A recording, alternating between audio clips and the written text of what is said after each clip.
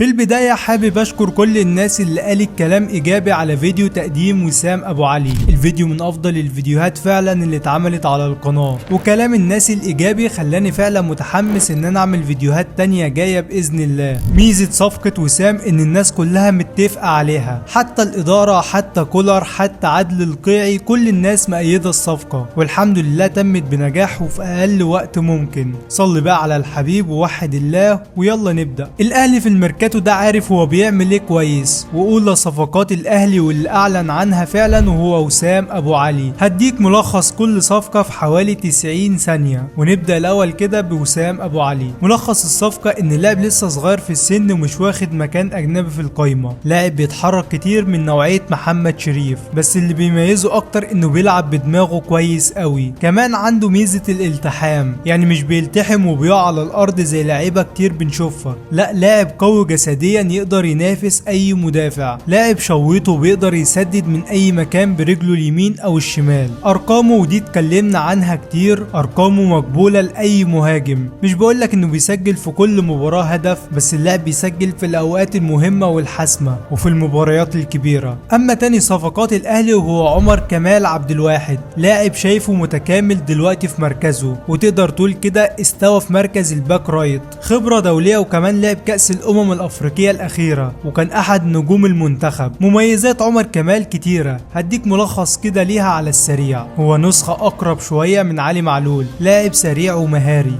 عرضياته دقيقة الى حد كبير، كمان بيمتاز عن علي معلول في قوة التسديدات، وكلنا طبعا شفناها، بيجي من نص الملعب وبيسدد، يعني هجوميا ما تخافش عليه. دفاعيا بقى فهو اتطور بشكل كبير عن الاول، لان مشكلة عمر كمال في المركز ده وهي كانت نقطة الدفاع، بس اللاعب عرف يتطور فيها بشكل كويس، يعني 1 على 1 مش اي حد بقى يعرف يعدي. كمان في التغطية العكسية بيعملها بشكل كويس وبيتمركز في المكان المناسب، فاللاعب فعلا صفقة تقيلة للنادي الاهلي وتدعيم كويس قوي في المركز ده. اما تالت صفقة بقى وعدل القيعي قال ان النادي الاهلي هياخد اسبوع ويرد على وكيل اللاعب، وهو اللاعب مسلم اناتوف او مسلم اناتوف، لاعب جزائري من مواليد 2006، عنده كده 17 سنة، بس لاعب فلتة ولاعب فعلا عنده موهبة كبيرة، بيلعب في مركز المهاجم الصريح، والاهلي عاوز يجيب مهاجم صغير علشان يأيده تحت السن. مسلم اناتوف مش هتلاقي له احصائيات كتير، بس ممكن تشوف له اهداف ومهارات. اما اخر صفقة بقى فهتكون في مركز قلب الدفاع،